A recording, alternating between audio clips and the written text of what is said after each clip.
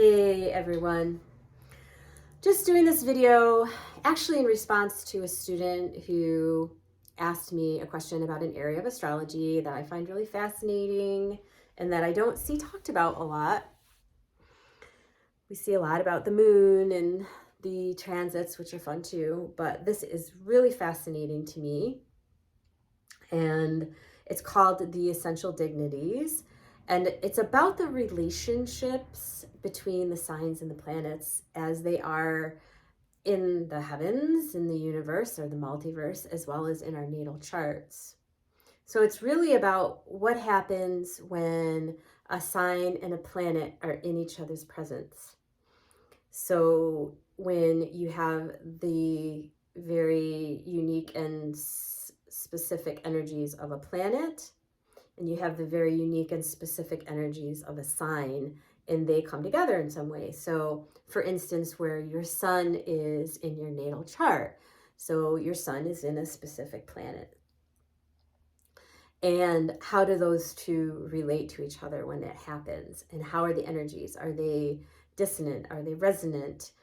Are they coherent? And how do they communicate to each other? So this is a lot of times, I feel like, explained in from a polar perspective or a dualistic perspective. And of course, with me, I'm always trying to look at it from a more spectral. And it's not hard to do because these are living systems and living relationships. So the essential dignities, there are 4. There's rulership, there is detriment, there is exaltation, and there is fall. So every sign has a ruler, what we call a ruler. So don't get hung up on the word ruler. They don't really rule. It's just that the sign is an iteration of the planet. So for instance, the sun rules the sign of Leo. So Leo is an iteration of the sun. So wherever you see Leo in your chart, you will also see sun energies. Their energies correspond and they resonate. Every sign has a ruler.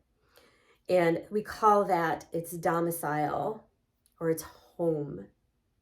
So if you are born with the sun in Leo, the sun is in its home.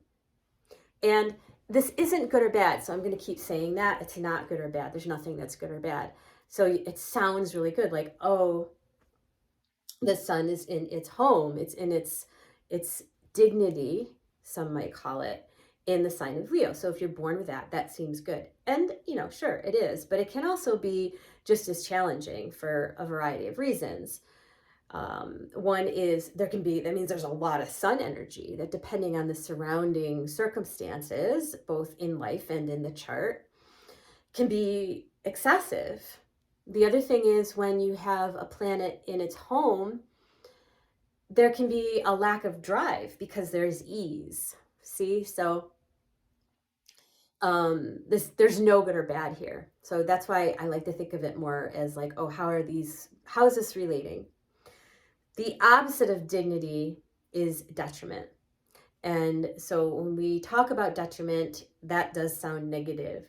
But again, if we kind of like look over the polar aspects, and I've probably mentioned this before, but polarity is really a creation pattern, right? It's like you pull 2 things, you pull tension on 2 things, and then something else comes out of it, hopefully.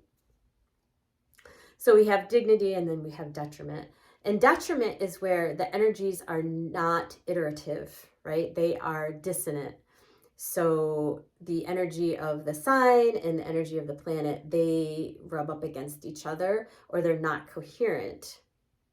The other thing that can happen with detriment is that they actually do enlighten each other or tone each other down. So the sun is in its detriment in Aquarius. Oh, and so just to share that, for those of you who participate in our Patreon, I have created a PDF to go along with this video. Both this video and this PDF with a little graph of everything will be on our Patreon at any level.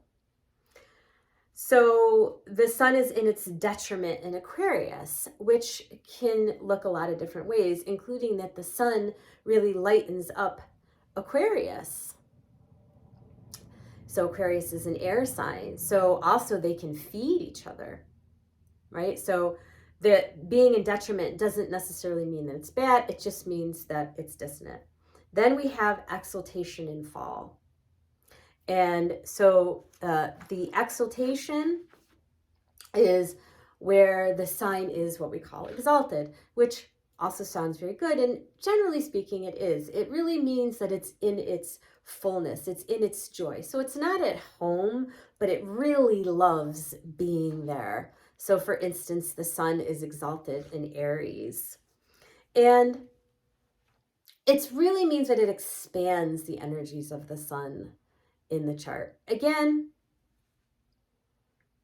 this isn't good or bad, right? Because this can lead to a lot of sun energy, particularly sun in Aries, where it's like, that's a lot of fire. So basically they're harmonious energies. It's kind of like a home away from home, the sun in Aries.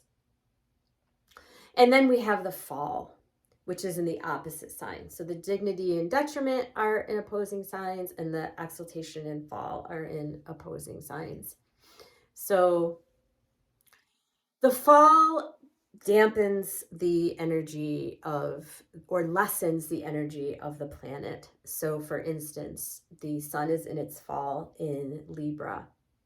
So that allows, so certainly that's going to tone down the sun energies, but it also allows the Libran energies to come up. So again, just looking at this as, well, okay, exalted is, it's going to increase the sun energies, and then there's just going to be this joy, this potentizing that comes up with it. And then the fall tones everything down, and that allows other things to come into play. So that's it. Exaltation, fall, dignity, detriment, dignity or ruler, and detriment. And I don't think there's anything else I had to say other than, if you are interested in learning more about this and astrology in general, find us at our Patreon, link in profile. There's a PDF download there. Also, there is a discount at the, I believe, Dreams level and up for our online astrology classes that are self-paced, that go into a lot of these areas of astrology and other things. Okay, bye for now.